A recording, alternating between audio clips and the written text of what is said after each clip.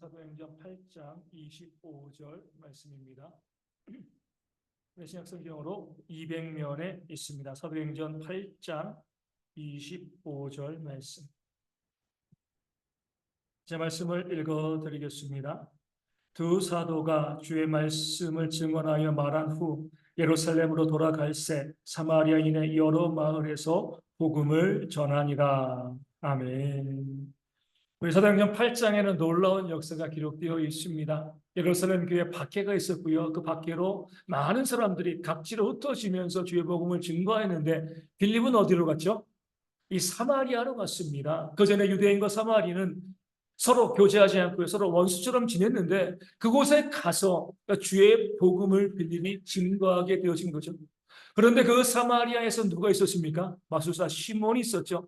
그다 일컫는 하나님의 능력, 그 많은 사람들에게 추앙받는, 어떻게 보면 왕과 같은 리더로서 그 사마리아 성을 영적으로 시몬이 지배하고 있었는데 빌립이 가서요 복음을 증거하고 표적을 행하니까 어때요? 마술사 시몬도요 그 빌립이 전한 복음에 복종하면서 그 마술사의 그 일들을 버리고요 믿고 따르고 세례받는 그런 역사가 있었습니다. 그 가운데 또 누가 오죠? 예루살렘에서 베드로와 요한이 와서 기도하니까 성령의 역사가 일어나고요. 또 그 성령의 역사를 보고요. 마술사 시몬이 그 능력을 돈 주고 살려고 하죠. 그러다가 베드로와 요한에게 책망받고요. 그 무릎 꿇고 용서를 구하고 회개하는 그 말씀이 사도행전 8장 가운데 나와 있습니다. 여러 등장인물을 쭉 보게 되어지면 우리가 어떤 분들은요. 여기서 이 계층, 계급을 생각하게 되어집니다. 누가 가장 높고 누가 가장 낮은가? 가장 낮은 사람들은 누구예요? 사마리아 성 사람들이죠. 그렇죠? 그 위에 누가 있었습니까? 마술사 시몬이 있었습니다. 많은 사람들이 시몬을 추종하고 따라다니고 섬겼습니다. 그런데 누가 나타난 거예요? 빌립이 나타나니까 그 시몬이 빌립의 제자가 되었잖아요. 그러니까 사마리아 사람들, 마술사 시몬, 빌립 이런 구조가 되었는데 또 누가 나타난 거죠? 베드로와 요한이 나타나서요. 빌립보다 더 놀라운 능력을 행하고 또 사마리아 성 사람들이 그렇게 숭배하고 추앙하던 그런 이 마술사 시몬을 책망하는 그런 일들이 그 가운데 벌어지게 되었습니다. 그럴 때에 이 사마리아 성 사람들이 베드로와 요한을 어떻게 보았겠습니까? 신적으로 보는 거죠. 마술사 시몬만 하더라도 그들이 오랫동안 섬겼는데 그게 아니라 시몬 위에 빌립이 있고 빌립 위에 베드로와 요한이 있는 거예요. 그런 모습을 바라보게 되어지면 그럼 베드로와 요한이 자신이 따르던 그들이 따르던 마술사 시몬을 책망하고 꾸짖고요 저주하니까 또 시몬이 베드로와 요한 앞에서 무릎 꿇고요 회개하고 또 비니까 얼마나 사마리아 성 사람들이 베드로와 요한을 높여받겠습니까? 야, 정말 신적인 존재다. 우리가 숭배하고 섬겼던 마술사 시몬보다 더 높고 더 높은 존재이다라고 생각하고요. 베드로와 요한을 높여 우러르면서 그들을 추종했을 겁니다. 이러면은요, 생겨나는 것이 있습니다. 뭐가 생겨요? 교만이 생기죠, 그렇죠? 사람들이 내 발 아래 있다라고 생각되어지면 나도 모르게 이 교만이 그 마음 가운데 들어오게 되어지는 겁니다. 예외가 없어요. 목사님, 저는요, 어떠한 상황이 돼도 저는 교만하지 않을 거예요. 저는 교만을 정말 미워해요. 그런 사람도요, 다른 사람이 자꾸 따르고요, 높여지면은요. 그 사람들이 내 발 아래 있다라고 생각되어지면 교만을 미워했던 자도 교만해지게 됩니다. 예외가 없어요. 나는 어떤 경우라도 겸손을 잃지 않고 나는 교만을 버리겠습니다. 이런 마음을 갖는 것 자체가 뭐예요? 교만이에요. 우린 다 똑같습니다. 다른 사람이 높여주면은요. 다른 사람이 내 발 아래 있다고 생각되어지면 예외 없이 저도 그러고 여러분들도 다 교만해질 수밖에 없는 거죠. 그렇게 내가 교만하게 되어지면 갑자기 튀어나오는 사람이 있습니다. 누구예요? 누가 튀어나오죠? 내가 교만해지게 되어지면 그 내가 교만했다는 것을 알려주는 한 사람이 등장하는데 그 사람은 바로 나 자신입니다. 내가 주어가 되고요. 내가 주인공이 되어지는 거예요. 그 입에서 하는 말을 들어보면 내가 내 생각으로, 내 주장으로, 내 경험으로 내가 생각하는 것이 다 옳고요. 내가 주장하는 것이 다 맞습니다. 모든 것이 내가 나오게 되어 있습니다. 아무리 내가 나는 교만하지 않아요. 나는 겸손해요라고 이야기해도요. 내가 나오기 시작하는 순간 내 생각, 내 주장, 내 고집, 내가 주인공이 되어지고요. 내가 주어가 되어지면 이미 그 사람은요. 교만 가운데 빠져 있는 겁니다. 많은 사람들이요. 교만하면서 교만하지 않다고 생각을 합니다. 그럴 때는 내가 어떤 말을 하고 있는지 주변 사람들에게 물어보시면 돼요. 나를 주장하거나 나를 고집하거나 내 생각만을 그렇게 내세우고 있다라고 하면 내가 교만하지 않다고 생각해도 교만입니다. 내가 나올 수밖에 없는 거죠. 모세가 그 사실을 잘 보여주잖아요. 모세는요, 히브리의 아들로 태어났지만 그리고 어려서부터 애굽의 공주에게 입양되어서 어디에서 자랐어요? 애굽의 궁궐에서 자랐습니다. 파라오와 뭐 자기 어머니 몇몇 사람들 빼고는요, 다 모세의 발 아래 있었어요. 몇 년 동안? 40년 동안. 그 40년의 삶을 보면 그 모세도요, 그 40년 동안 교만한 삶을 살았습니다. 어떻게 할 수 있어요? 애굽 사람을 때려 죽이고요. 자기가 마치 그 이스라엘 백성의 구원자인 것처럼 자기가 나타나는 거잖아요. 그럴 때 실패하고 하나님께서 그를 40년간 미디안 광야에 목동으로 세우십니다. 40년간 교만했으니까 40년간 빼시는 거예요. 하나님의 일꾼으로 세우기 위해서 교만하면 안 되니까 그 40년 동안 교만한 삶을요, 40년 동안 철저히 아무도 알아주지 않는 그 삶으로 교만의 그 물을 빼신 그 작업이 끝나고 난 다음에 80세에 모세를 불러서 애굽 땅에 보내시는 거죠. 그때 모세가 무엇이라고 이야기해요? 보낼 만한 사람을 보내소서. 40세의 모세는요, 제가 하겠습니다. 이건데 80세의 모세는요, 저는 자신이 없어요. 그렇게 물을 뺐지만 우리 속담에 3살 버릇 어디 갔다고요? 여든 간다고요. 그 40년 동안 교만했던 그것이 완전히 사라진 것은 아니죠. 겸손으로 억지로 하나님께서 만드셔서 애굽에 보내셨는데 그 모세를 통해서 얼마나 놀라운 역사가 벌어집니까? 10가지의 재앙이 나타났고요. 홍해가 갈라졌습니다. 반석을 치니까 물이 나오고요. 만나와 메추라기 있고 놀라운 역사, 기적의 역사가 그 모세를 통해서 그 광야 40년 동안 이어진 겁니다. 지면에서 온유함이 가장 뛰어난 사람이라 했지만 40년 동안 백성들이 자꾸 모세를 높여주니까 추앙하니까 그를 통해서 또 신비로운 일들이 계속 벌어지니까 모세도 교만을 싫어했지만 그도 어때요? 교만해질 수밖에 없었습니다. 그 증거가 뭐죠? 무리반물 사건이잖아요. 하나님께서 반석을 명하여 물을 내라 말씀하셨는데 모세가 어떻게 했습니까? 반석을 쳤죠. 불순종하고요. 무엇이라고 이야기해요? 우리가 너희를 위해서 물을 내랴. 내가 나오는 거예요. 하나님께서 물을 내시는 거잖아요. 내가 너희에게 물을 내랴. 교만해지니까 내가 주인공이 되어지는 겁니다. 내가 그 일을 할 수 있는 것처럼 내가 해왔던 것처럼 자신도 모르게 철저하게 교만을 멀리하고요. 교만하지 않으려고 애쓰고 노력을 했는데 자꾸 사람들에게 추앙을 받으니까 모세도 사람인지라 그도 교만해질 수밖에 없었고 내가 너희에게 물을 내겠느냐? 내가 주인공이 되어져 버린 거죠. 그 교만의 결과로 그렇게 가고 싶었던 가나안 땅에 모세는 들어가지 못하고 강 건너편에서 죽음을 맞게 되어집니다. 사울왕도 동일한 모습을 보여줍니다. 그가 처음에 사무엘에 의해서 왕으로 택함을 받았을 때 제비 뽑아가지고 나왔을 때 어디 있었습니까? 이전 번역에는 행구라고 행구. 그러니까 짐 사이에 숨어 있었어요.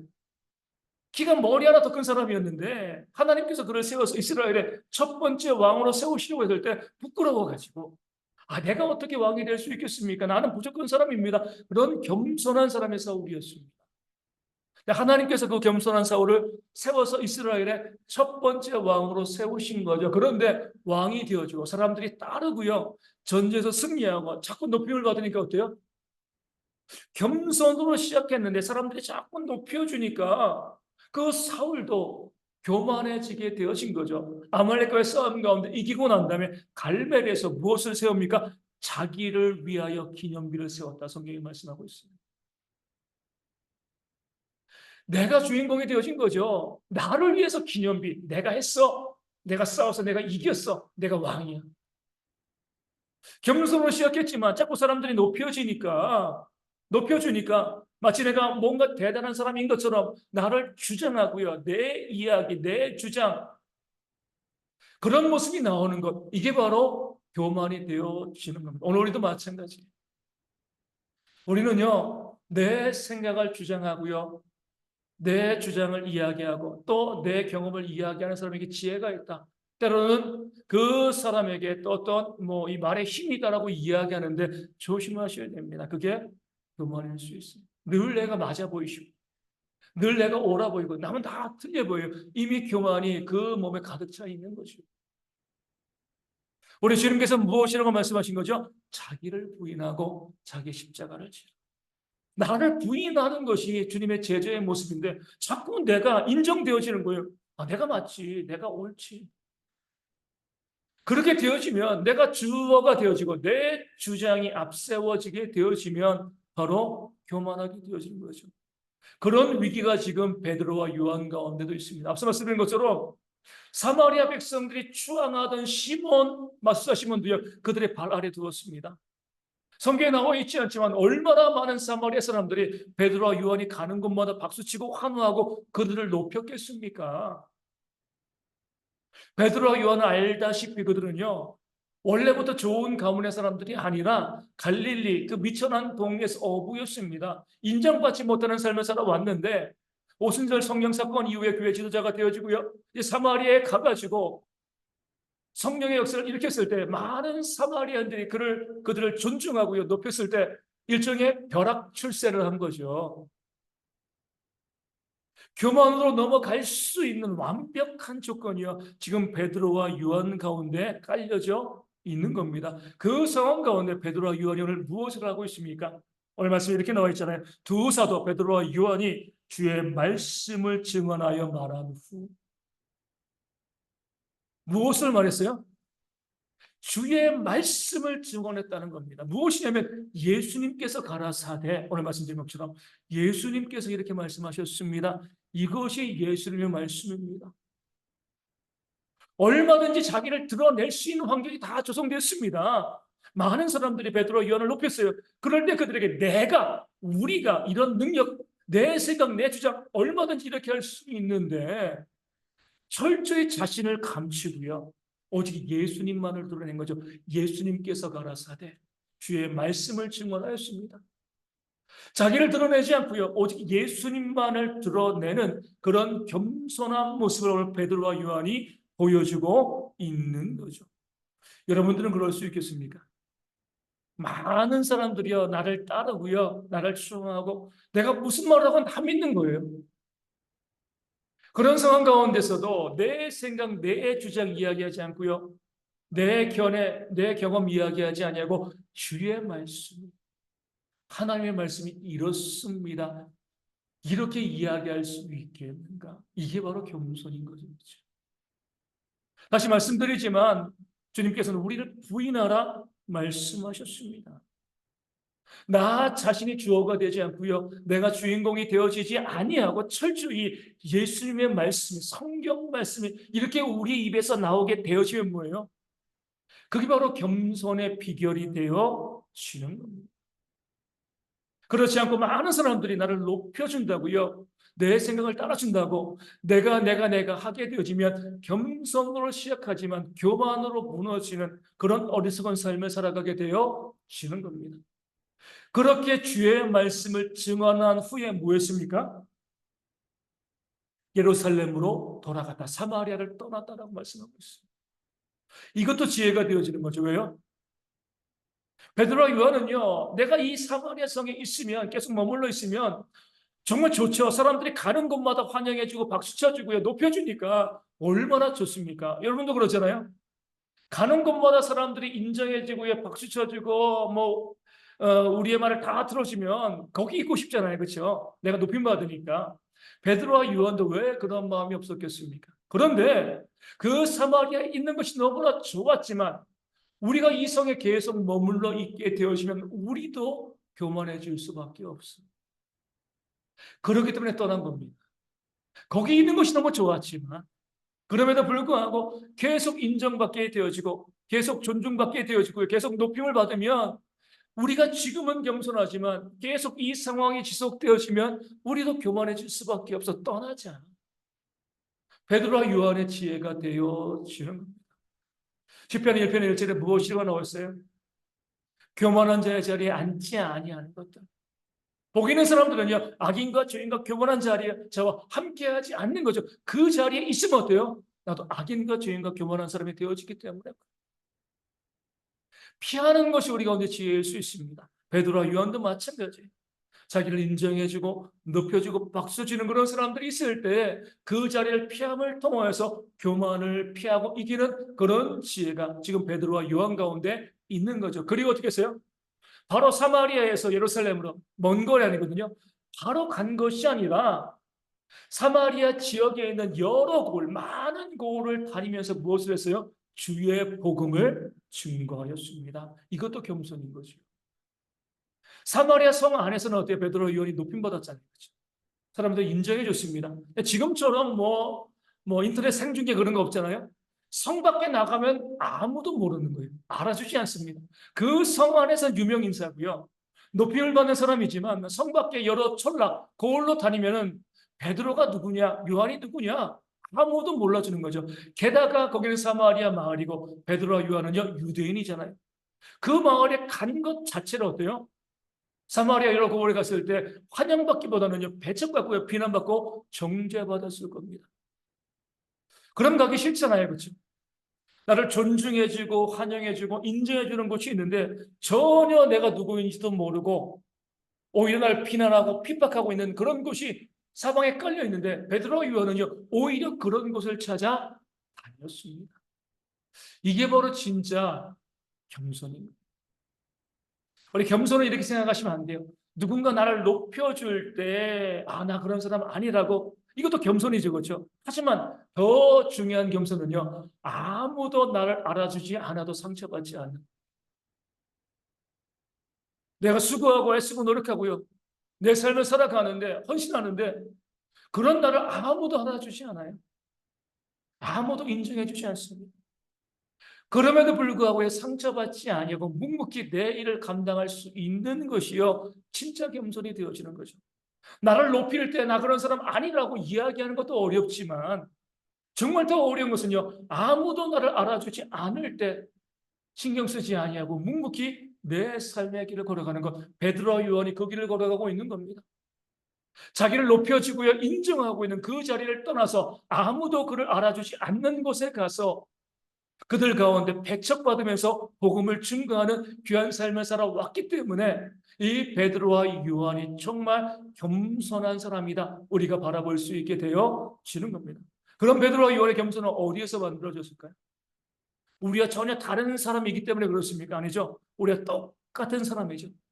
그럼 베드로와 요한이 이렇게 겸손한 모습을 보일 수 있었던 이유는요. 예수님께 배웠기 때문에 그래요. 다른 이유가 없습니다. 그러니까 주님께서 그 공생의 사역 가운데 가장 핵심적으로 가르쳐 주시고 보여주신 내용이 바로 그것이기 때문에 그렇습니다. 3년의 공생의 시간 동안에 얼마나 주님께서 많은 사람들에게 높임을 받았습니까? 많은 사람들이 주님을 따라봤잖아요. 그 주님의 입을 통해서 백성들이 한 번도 듣지 못한 하늘의 복음이 들려줬습니다. 놀랐거든요. 그리고 기적을 행했잖아요. 죽은 자를 살리기도 하고요. 병자를 고치고요. 무리를 걷기도 하고요. 사람들이 평생 보지 못한 놀라운 기적과 표적이요 예수님을 통하여서 벌어졌습니다. 게다가 그 당시 기득권인 사도교인과 바리새인들 책망하셨어요. 백성들에게 인정받을 수 있는 모든 요소를 지금 다 갖추고 있었습니다. 백성들이 얼마나 주님을 따랐습니까? 그 가운데 가장 핵심적인 사건이 무엇이냐면 오병이어의 사건이죠. 보리떡 5개와 물고기 2마리로요. 성인 남자만 5천 명이 넘는 사람을 먹이셨습니다. 기적이죠. 그럴 때 백성들이 웅성대는 거잖아요. 뭐라고요? 예수를 우리의 왕으로 세우자. 예수가 왕이 되어지면 우리가 먹고 살아가는 것 걱정할 필요가 없어. 예수님이 요구하신 것이 아니라 사람들이요. 그들끼리 서로 속삭이면서 저 예수가 우리의 왕이 되었으면 좋겠다. 그때 만약에 예수님께서 딱 한마디 오케이 하시면은요. 왕이 되는 거예요. 그렇죠? 백성들이 높여지고요. 왕으로 세우고자 했을 때 그들의 요구를 들어줬으면 그냥 왕이 되시는 겁니다. 네, 예수님께서는요. 그들에게 무엇을 행하신 거죠?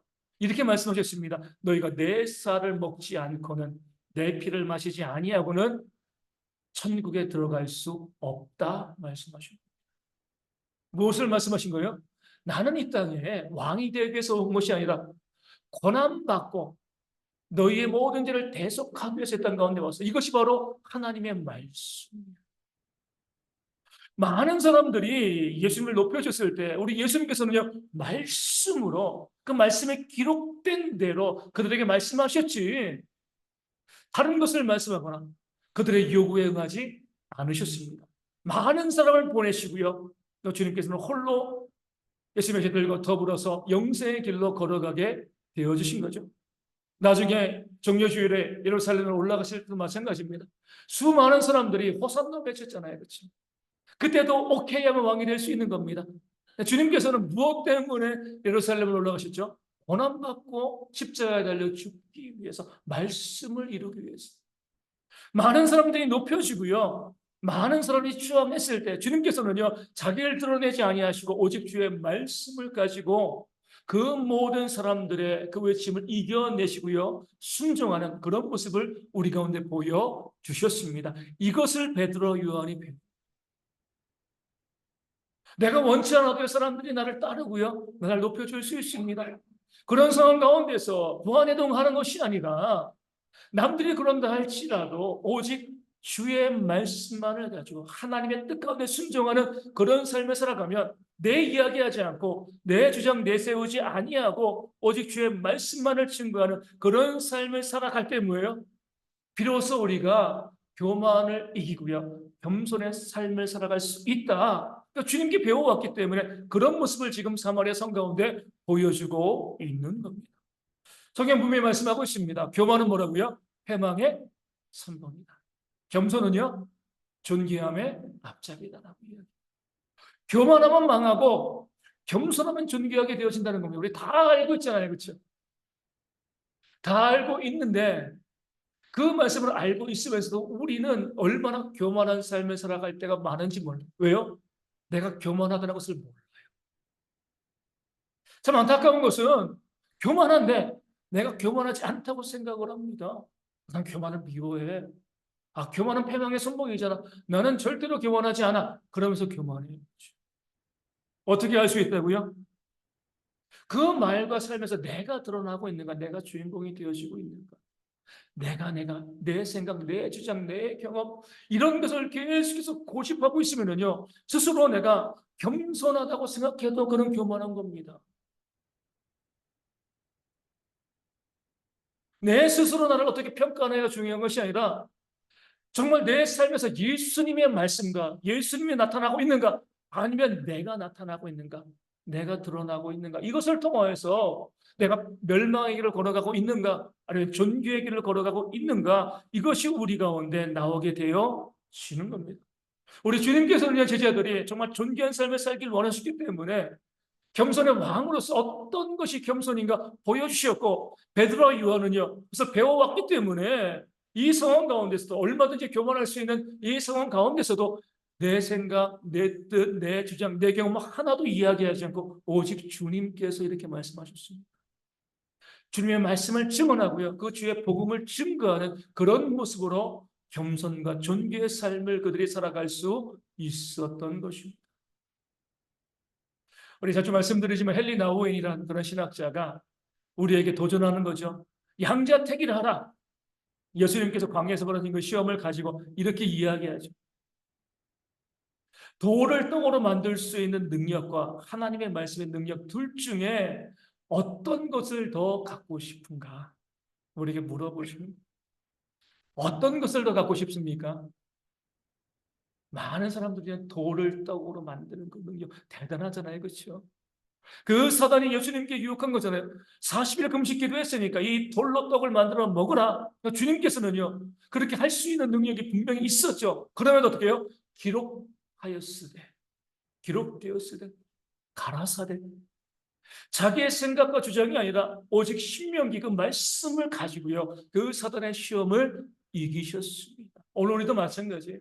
우리는요, 우리의 능력을 자랑하잖아요. 나 이런 능력이 있어. 나 이렇게 똑똑해. 나 이렇게 생각을 잘해. 난 정의로워. 늘 우리의 것을 자랑하고 우리의 것을 이야기하는데 하나님께서 우리 가운데 요구하시는 것은 무엇이에요? 하나님의 말씀으로 검증받았는가? 하나님의 말씀으로 이야기하고 있는가? 이것을 우리 가운데 물어보시는 겁니다. 어떤 문제를 이야기할 때도요, 어떤 주장을 할 때도, 무엇을 결정하거나 선택할 때도요, 그 모든 것 가운데, 그 모든 말 가운데, 그 모든 선택 가운데 하나님의 말씀에 대한 그런 배경이 없으면, 그 말씀이 없으면요, 그것은 교만이 되어지는. 내가 결정하고 말하고 행동할 때 하나님의 말씀에 이렇게 나와 있기 때문에 내가 이것을 이야기합니다. 이렇게 이야기해야지. 전혀 말씀도 펼쳐보지 않고요. 말씀의 원리도 아닌데 내 생각, 내 주장, 내 고집 이야기하면은요, 교만이 되어질 수밖에 없는 거죠. 그러게 우리 성도들은요, 항상 먼저 기도하고요. 무슨 말을 하거나 무슨 주장을 하거나 무슨 결정을 하기 전에 먼저 기도하고 말씀을 펼쳐놓고요. 아, 말씀에 이런 원리가 있구나. 하나님께서 이렇게 하기를 원하는구나. 그렇게 말씀을 보시거든요. 말씀 따라 결정하고요. 말씀을 가지고 말하고 주장하는 그런 모습이 있어야 할 줄로 믿습니다. 그러기 위해서 목회자들이 필요한 거잖아요. 제가 이 결정을 하려고 하는데, 이런 주장을 하려고 하는데, 이것이 과연 성경적인가? 제가 근거를 찾을 수 없습니다. 그럴 때 목회자가 뭐 해주는 거예요? 자기 주장을 이야기해 주는 것이 아니라 이런 말씀이 있습니다. 예수님 그렇게 말씀하셨습니다. 말씀의 근거를 가지고 되어주는 거죠. 그럴 때 겸손과 존귀의 역사가 그 신명 가운데 일어나게 되어지는 거죠. 우리가요, 정말 우리의 입에 파수꾼을 두라. 그 말씀은 무엇이냐면 우리가 말할 때 하나님의 말씀으로 점검해 보라는 겁니다. 과연 내 주장과 내 생각, 내 결정이 그저 나만의 생각인가? 내 주장인가? 아니면 하나님께서 말씀하신 바에 내가 따르고 있는가? 왜 중요하냐면요. 한쪽은 패망이고 한쪽은 존귀함이기 때문입니다. 오늘 아침에 좀 사진은 아름다운 사진인데 별로 아름답지 않은 그런 내용을 봤습니다. 우리 국회가 새로 개원했잖아요. 국회의원들 몇 명이죠? 340인가 20인가요? 정확하게 300명은 넘잖아요, 그렇죠? 넘는데 이제 새로 개원해가지고 이제 이 국회의원들이 자기 방을 배치받잖아요. 이 국회의사당 옆에 의원회관이 있는데 배치받는데 국회의원들이 이제 거기 배치받아가지고 이제 들어오는 순간부터요 물 밀듯이 밀려오는 게 있다고 합니다. 뭘까요? 화환, 그렇죠? 보통 국회의원 한 명당 적게 100개씩 온대요. 300명이면요 3만 개입니다. 적게 100개니까 3, 4만 개 정도 화환이 국회의원 회관에 들어옵니다. 사진은요, 그 꽃과 식물들이 막 식물원 같아요. 그냥 아주 가득 차 있습니다. 그냥 그 사진을 찍어 놓고 이렇게 수없이 많은 화환들이 들어오는 것이 옳은 것인가? 이렇게 이제 질문을 던지고 있는 거죠. 그러니까 국회의원들 그 의원실이요. 화한 100개를 넣을 만큼 넓을까요? 아니죠. 한 10개 정도 되면 화가 된대요. 90개는 뭐예요? 버려야 되는 거죠. 그렇죠? 그래가지고 우리 기자들에게 혹시 필요하면 가져가라. 가져가라. 관리할 수가 없으니까. 기사를 보고 제 집사람에게 이야기했으면 국회의원 회관에 가자. 우리 화분을 좀 가져오자. 버려야 되는 거니까 얼마나 아까워요, 화분들이. 식물 좋아하는데. 그것을 보면서 이 사람들에게 교만의 길이 열려. 이런 생각이 들었어요. 누가 그 화환을 보냈을까요? 기관장들이에요. 나름대로 이 나라에서요, 날고 긴다고 하는 사람들입니다. 보통 사람이 보낸 거 아니에요. 무슨 공사 사장 뭐 하는 사람들. 그런 사람들이 국회의원에게 잘 보이기 위해 가지고요. 보이는 화합만 100개가 넘는 거잖아요. 보이지 않는 곳에서는 어때요? 무엇이 오가는지 모르는 겁니다. 그러니까 국회의원들 하려고 하는 거예요. 나이가 20대, 30대 되더라도요.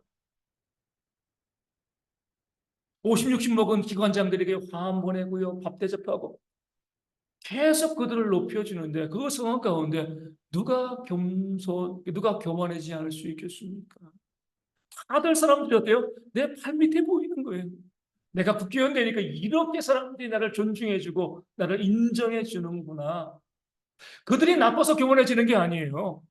그런 환경 자체가 뭐예요? 그들을 교만하게 만들어 가는 겁니다. 그럴 때 정신이 제대로 바뀐 국회의원은 어떻게 해야 돼요? 주어가 이렇게 국민이 주어가 되시면은요 정신 제대로 바뀐 국회의원이죠. 점점 어떻게 돼요? 내 생각, 내가 발휘하고 내가 드러나고 내가 나타나고 내가 없으면 안 돼. 내가 나타나게 되어지면 그가 아무리 나는 겸손하다고 이야기해도 그는 교만한 자이고 그런 교만으로 해서 나라가 이렇게 어려움을 겪고 있는 거지. 교만 때문에 나라가 망하는 겁니다. 나라를 이끌어낸 자들이 겸손했으면요 나라가 당연히 존귀하게 되었겠죠. 우리 성도들도 마찬가지입니다. 내 주변 사람들이 항상 체크해 보셔야 돼요. 내가 말할 때 주어가 무엇인가? 하나님의 말씀을 가지고 내가 말씀에 이렇게 나와 있기 때문에 내가 이것을 가지고 순종해야지 이렇게 말하고 있는가? 아니면 내 생각으로 내 주장으로 이렇게 말하고 있는가? 패망과 존귀의 갈림길 가운데 우리가 서 있는 겁니다. 우리 가운데 보면 우리 서로 의견이 달라서 다투고 싸울 수 있습니다. 그렇죠? 의견이 다르다는 게 뭐예요? 둘 다 아니면 한 사람은요 자기 주장을 하는 거예요. 그렇죠? 하나님의 뜻대로는 주장할 우리가 의견이 다를 수가 없고 싸울 게 없잖아요. 그렇죠?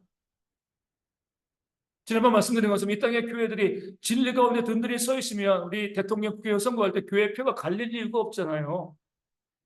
자기 생각을 주장하고 있으니까 표가 갈리는 겁니다. 교회 안에서도 마찬가지예요.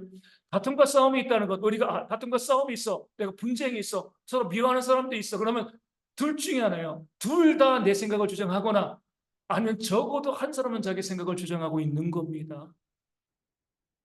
그럴 때 우리 어떻게 해야 돼요? 하나님께서 무엇을 말씀하시는가 그러면 내가 내 생각을 주장하기 이전에 내 견해를 내세우기 전에 하나님께서 무엇을 말씀하시는가 기도하면서 성경을 보시면 뭐라고 나와 있습니까? 원수를 사랑하라. 너희를 핍박하는 자를 위해서 기도하라. 할 수 있거든 모든 사람과 더불어 화목하라. 사랑으로 종노릇하라. 창세기부터 요한계시록까지 가득 차 있습니다.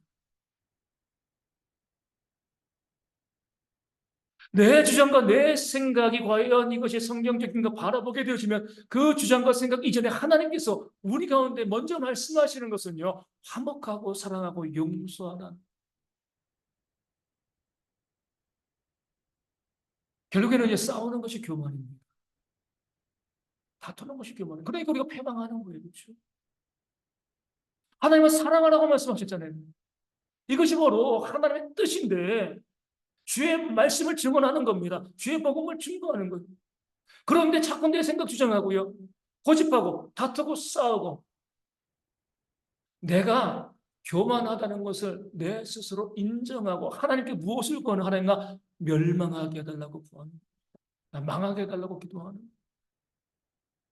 우리 가운데 오늘 베드로와 요한과 같은 그런 지혜 겸손이 있어야 할 줄로 믿습니다. 나를 높이고요 나를 주장할 수 있는 환경들은 계속 나에게 다가옵니다.